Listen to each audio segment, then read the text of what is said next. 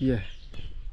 Hello nè nghe nghe này đôi trở lên ọt trên trip thế thế mà rọc lại của bão tây chỉ mà ban thò thế mà thò tam flow vào đây đâu đằng miên đằng ọt đấy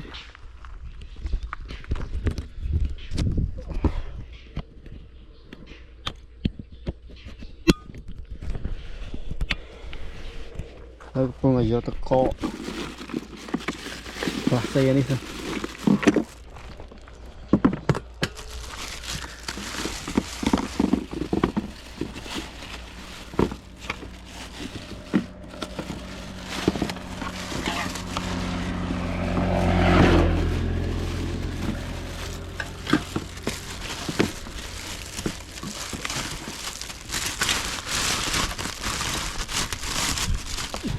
thì cho phải đọc tốt người ta mới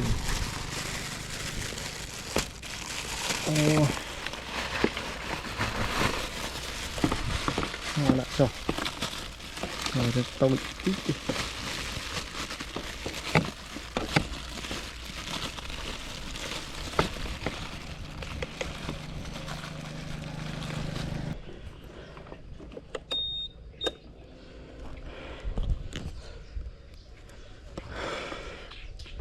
là mau buồn này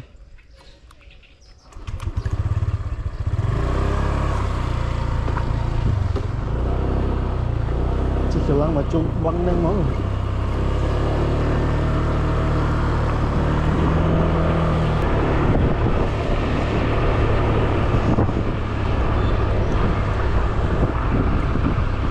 tiếp kêu việc miếng khơi trâu này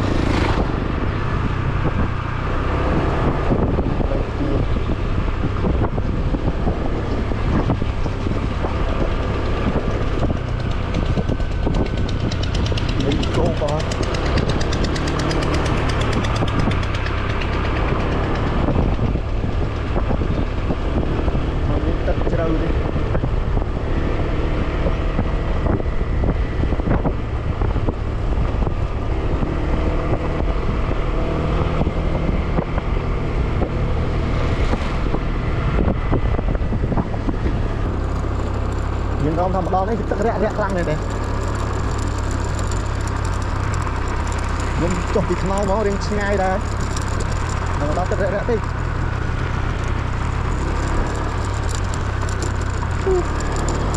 các bạn khai ra em muốn như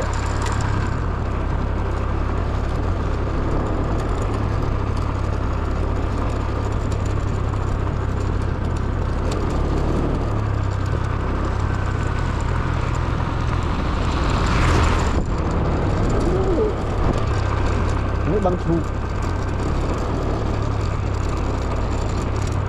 tất cả rẽ ra rồi mình đào tới cô dập tôi chó nói chọn cái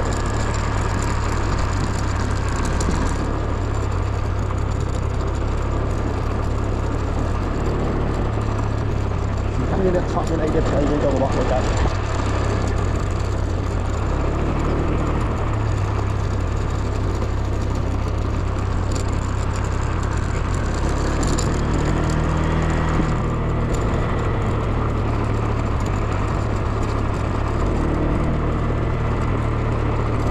tách sang rồi này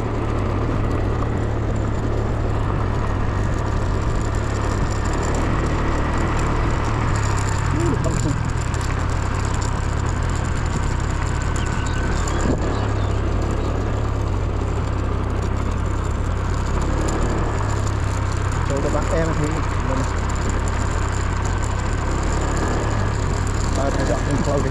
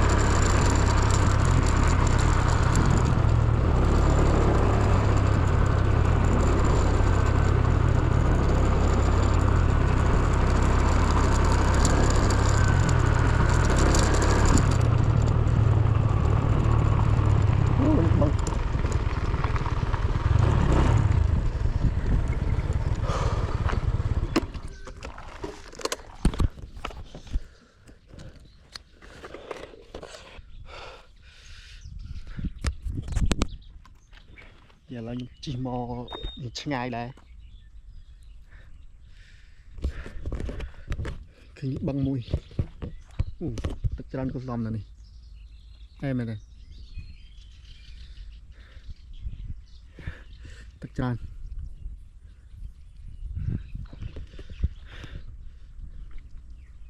chúng mình sợ có bọn cái này mặc vào út thì phiệp cọp rồi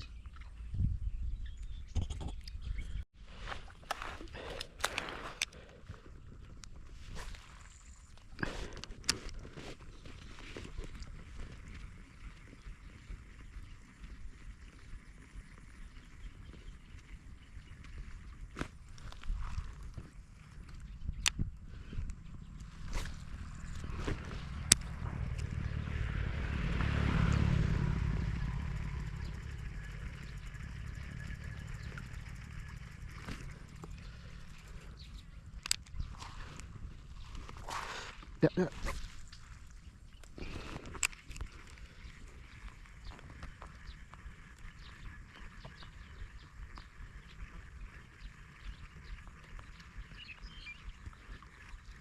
Nói cho em xí đấy.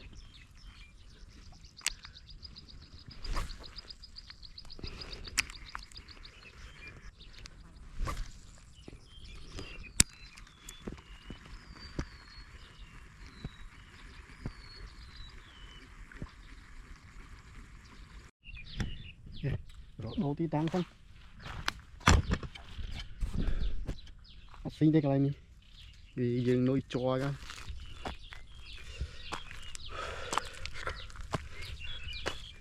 Xin chỉ trâu được không này? Chỉ trâu tôi một cái đấy.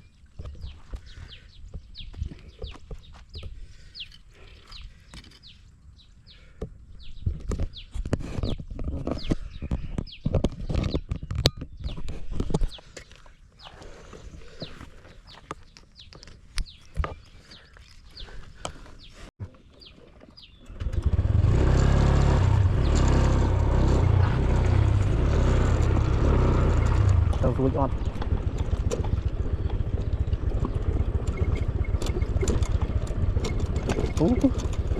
tờ ruột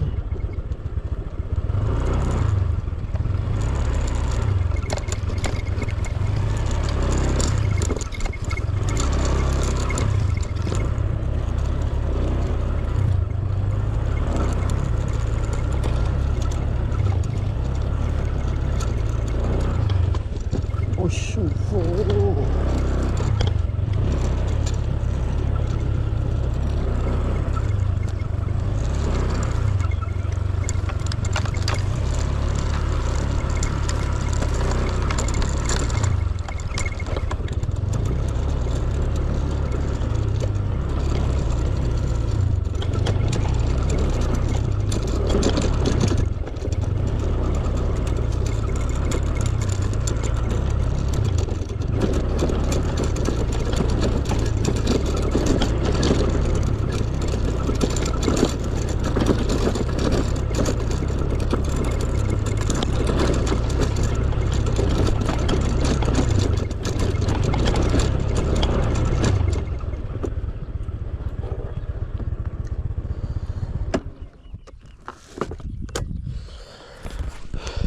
này mình lại cục tiết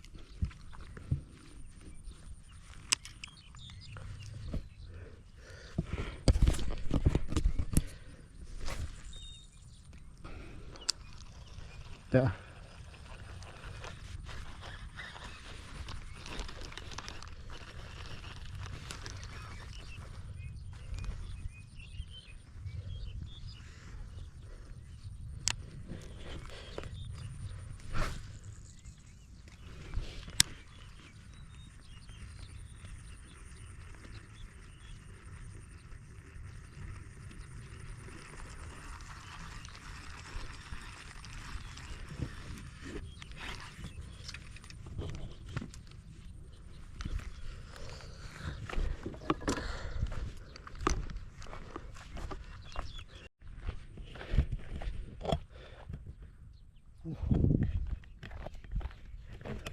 Bố đang plá vô tí rộp là cho ta thương đi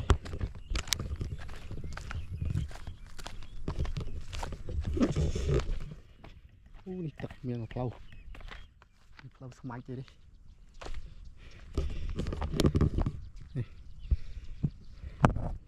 លេងទៅហើយខាងនេះក៏បានដែរ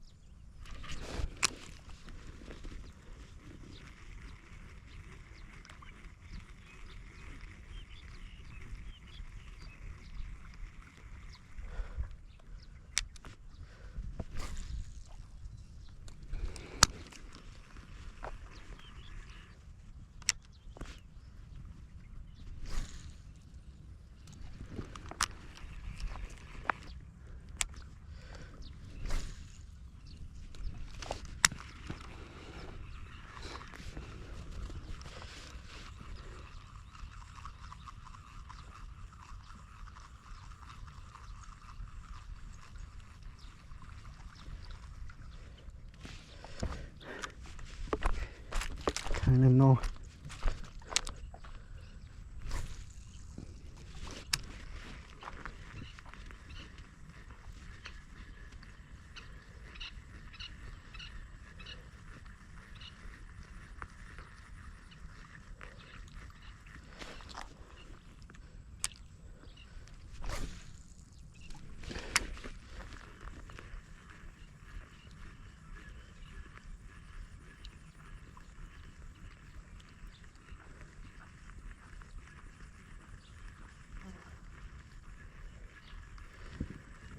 ត្រីមានតែទូទូទេអត់មានត្រីឆ្ដោមានត្រីធំធំទេ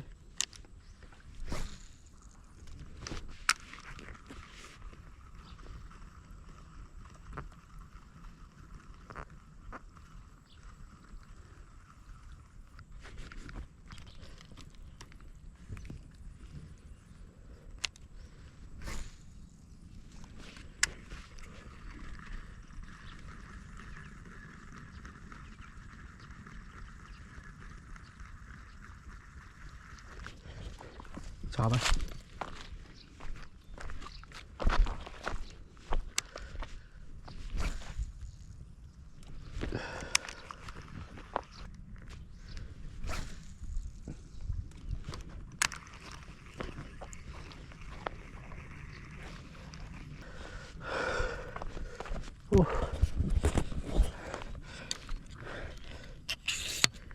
Đâu đi tan.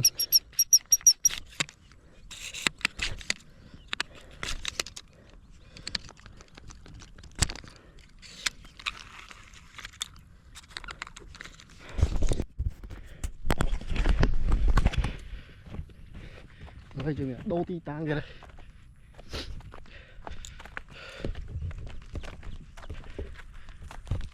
Tới chỉ chết là bọ thôi là chỉ ca cầm san đi. Bảo thật tới đi khám được không sẽ không mấy bọn nuôi dưỡng của nuôi chó đây. Nuôi men tên cái dương mình đang chơi ron này nè đây. Con cái đó.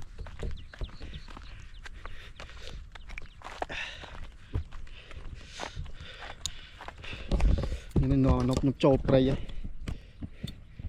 Trộn lớp băng này.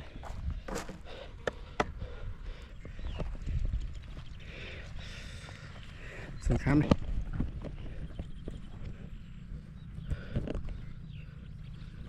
Băng mua đây tận nó tay việt nhìn khám ấy đi. Bà chỉ là nghĩ cho nên pel lầm. Sao dương màu đang ngay vậy.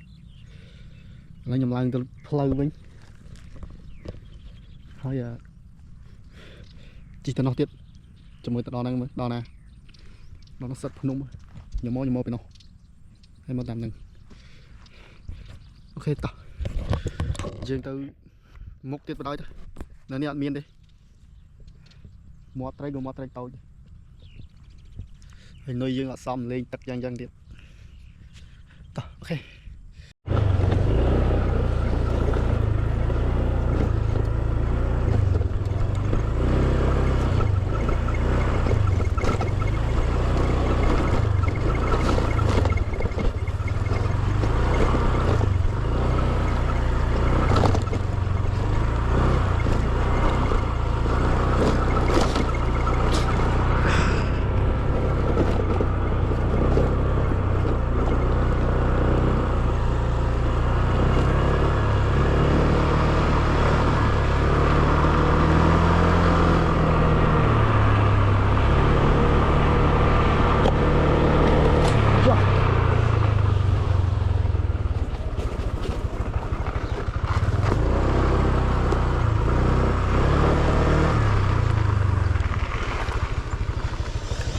Let's do it.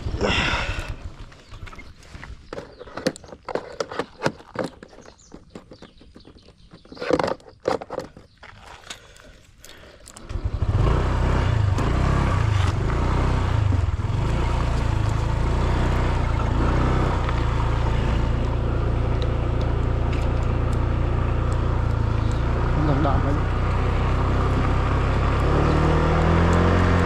Đạn vào đây.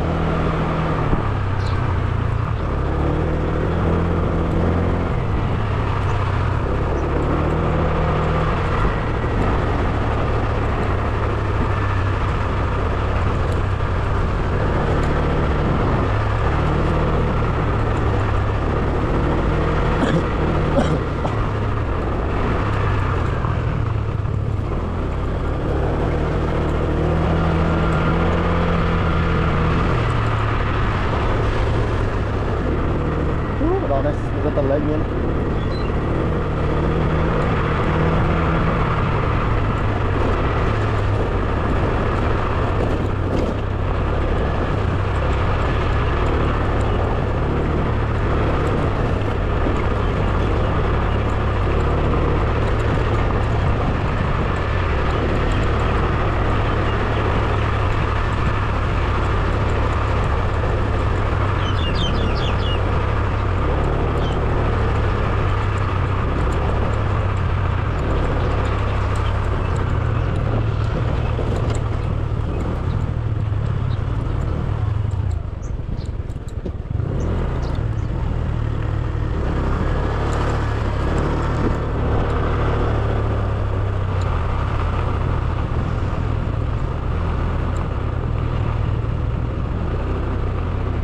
Châu Việt Sài.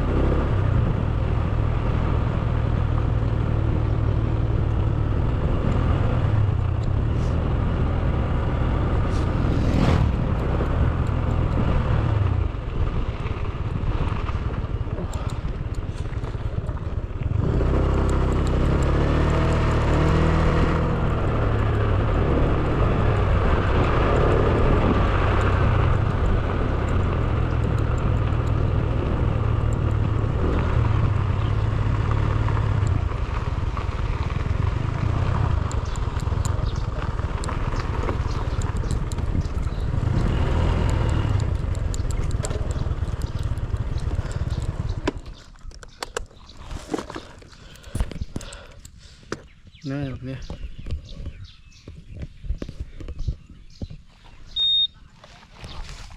Đó này, đó sâu ra bên này đi.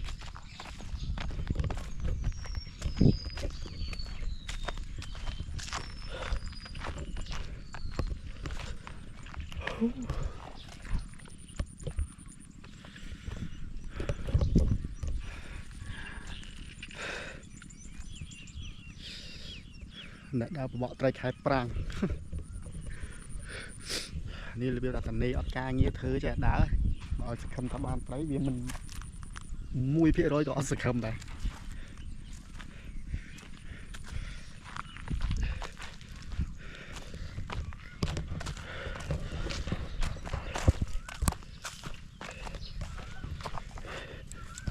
Mình chỉ theo được toàn bàn trái mùi bóng bạc mà là này ở đây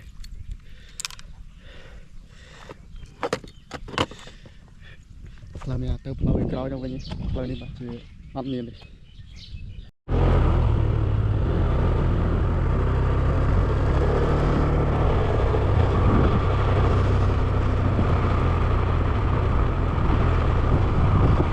Rồi bỏ ăn lên.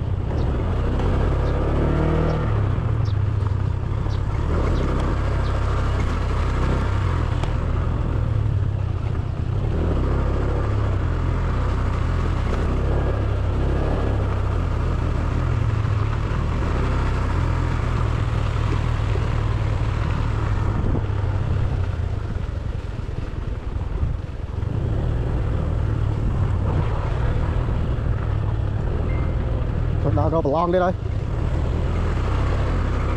ទៅណាទេ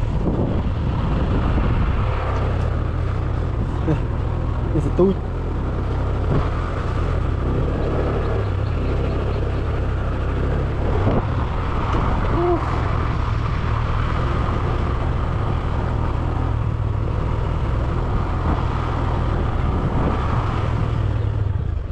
អ្នកកំាញ់ត្រីខែប្រាំងយើងដើររកប្រឡងបបក់ទៀតហើយមកបបក់នេះសង្ឃឹម 1% ក៏អត់សង្ឃឹមបើទូចនុយចយមកនោះនេះរបៀបថាដើរផុតពីផ្ទះបើនេះអត់ការងារធ្វើដើរគាត់ខ្យល់អាហ្នឹងគេដើរបបក់នុយចតែឲ្យសង្ឃឹមដល់បានត្រី 1% ក៏អត់សង្ឃឹម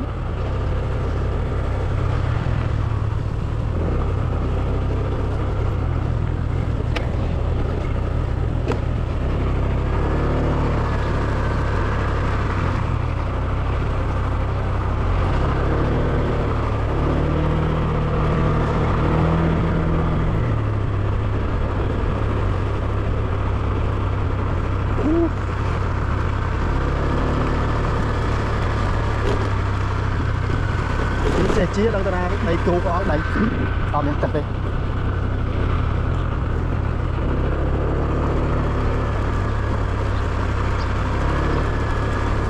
ទៅត្រង់ឲ្យទៅចូលភូមិវិញ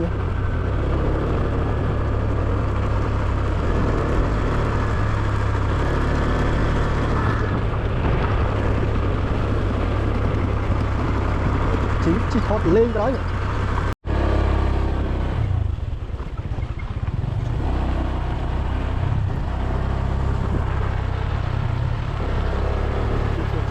ស្រុកនេះវង